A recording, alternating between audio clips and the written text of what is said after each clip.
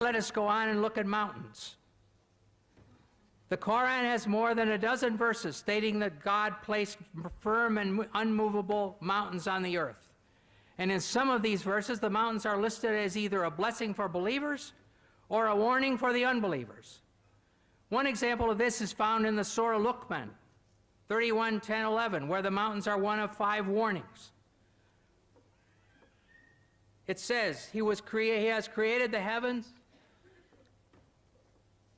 It says He has created the heavens without supports that you can see, and has cast Al-Ka onto the earth firm mountains, Rawasiya, lest it should shake with you.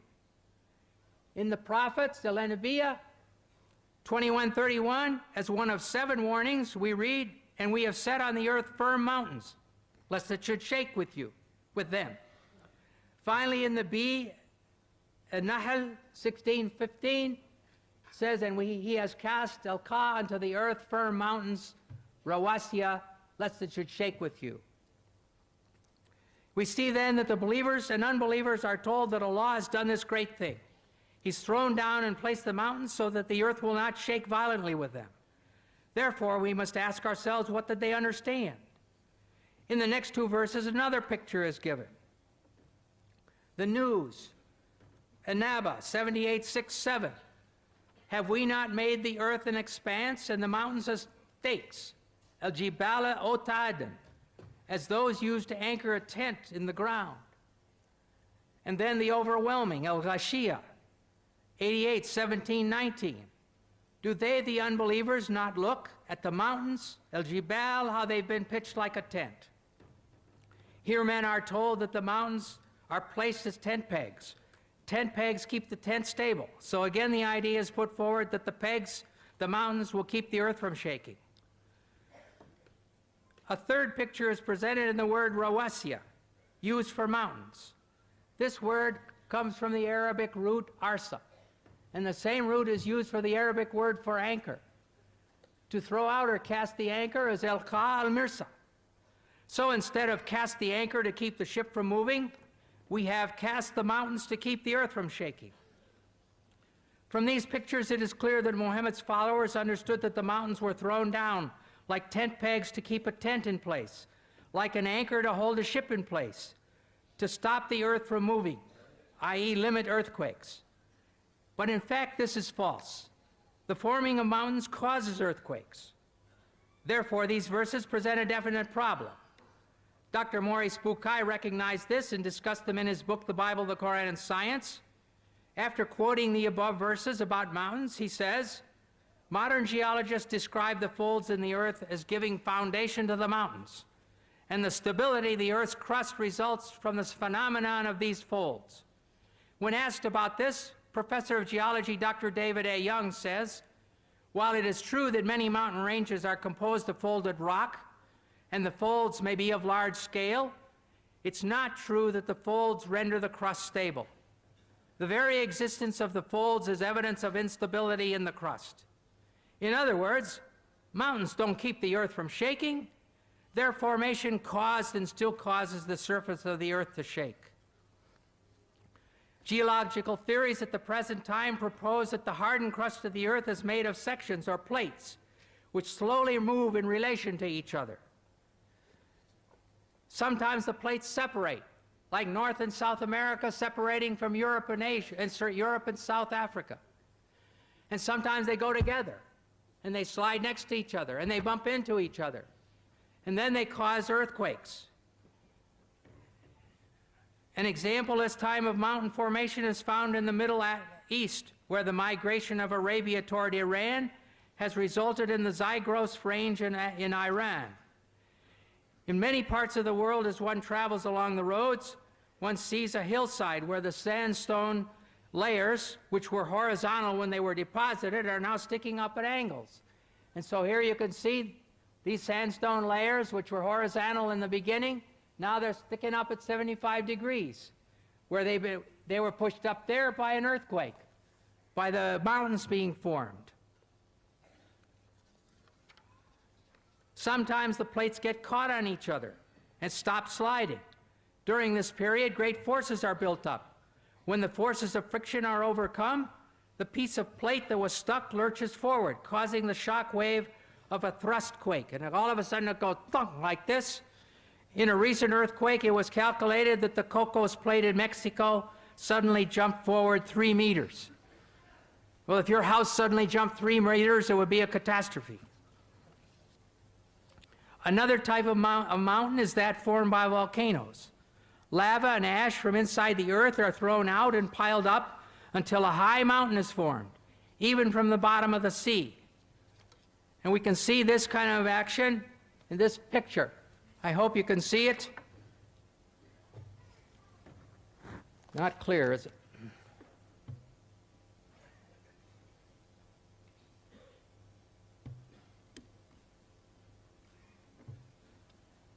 The ocean crust is right here, and the continental crust is there, and the oceanic crust is going down under the continental crust, and mountains have been formed here. Here's a volcano, and here is the magma or the molten rock going up through the volcano. And here's another volcano with magma going up. And so this is how the mountains are formed and earthquakes are formed.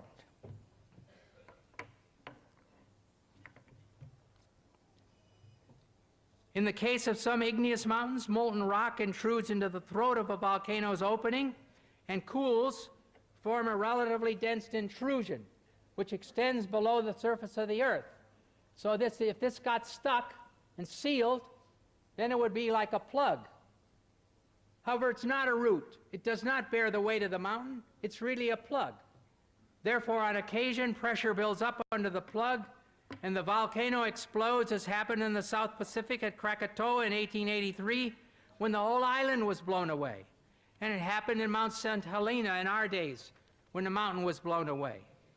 We can conclude from this information that mountains were formed originally with movement and shaking, and that now, in the present, earthquakes are caused by their continued formation. When the plates buckle over each other, there are earthquakes. When the volcanoes erupt, there can be earthquakes. However, it is clear that the followers of Muhammad were understanding these verses to say that Allah threw the mountains down as tent pegs or anchors to keep the earth from shaking. Throwing the mountains down into the earth may be poetry, but to say that mountains keep the earth from shaking is a severe difficulty, which is out of step with modern science. In the field of geology we have come to know today, the geologists tell us that the radius of the earth is approximately 3,750 miles. And the deeper layers, they are hot and fluid and cannot sustain life. And the superficial part of the earth's crust which we live on, it is very thin, hardly 1 to 30 miles. Some portions are thicker, but majority 1 to 30 miles. And there are high possibility that this superficial layer, the earth's crust, it will shake. It is due to the folding phenomena which gives rise to mountain ranges, which gives stability to this earth. Quran says in Surah Nabah, chapter number 78, verse number 6 and 7, we have made the earth as an expanse, wal jabala autada, and the mountains as stakes. The Quran doesn't say mountains were thrown up as stakes, mountains as stakes. Arabic word autad means stakes, meaning tent peg. And today we have come to know, in the study of modern geology, that mountain has got deep roots. This was known in the second half of the 19th century. And the superficial part that we see of the mountain is a very small percentage. The deeper part is within. Exactly like a stake, how it is driven in the ground. You can only see a small part on top, the majority is down in the ground. Or like a tip of the iceberg, you can see the tip on the top, and about 90% is beneath water. The Quran says in Surah Ghashiyah, chapter 88, verse number 19, and Surah Naziyat, chapter number 79, verse number 32, wal jibala arsaha, and we have made the mountain standing firm on the earth. Made the mountain standing firm on the earth.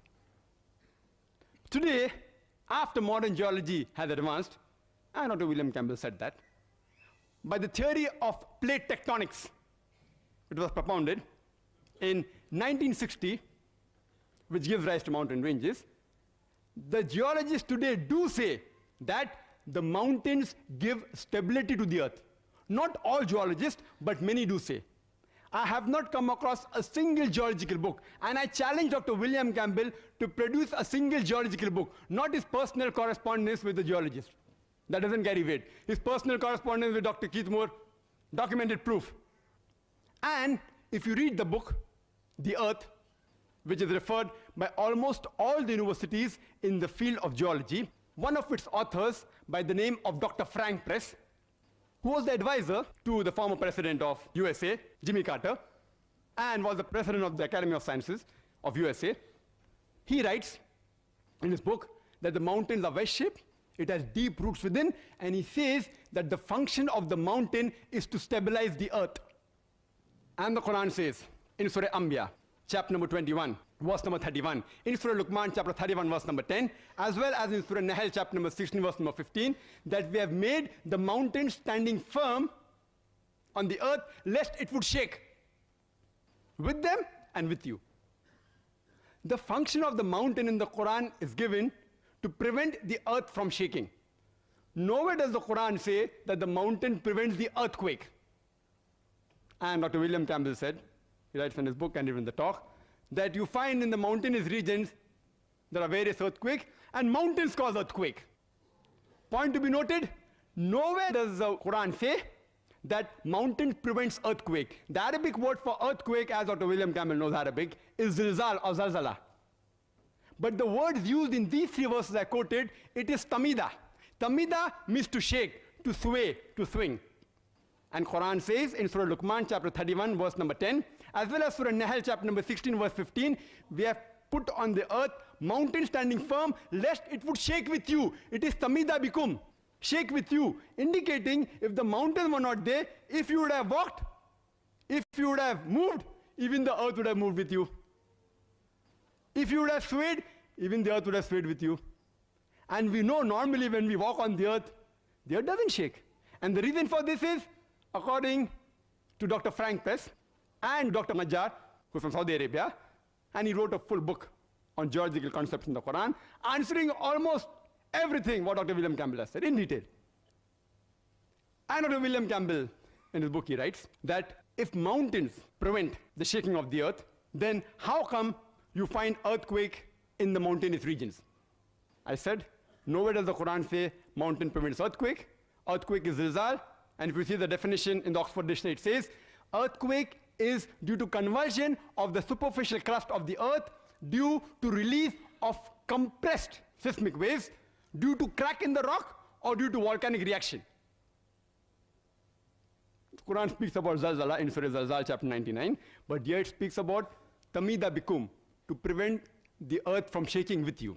And in reply to the statement that if mountains prevent earthquakes, how come you find earthquakes in mountainous region? The reply is that if I say that medical doctors, they prevent the sickness and disease in a human being, and if someone argues, if doctors prevent the sickness and diseases in a human being, how come you find more sick people in the hospital where there are doctors than at home where there are no doctors?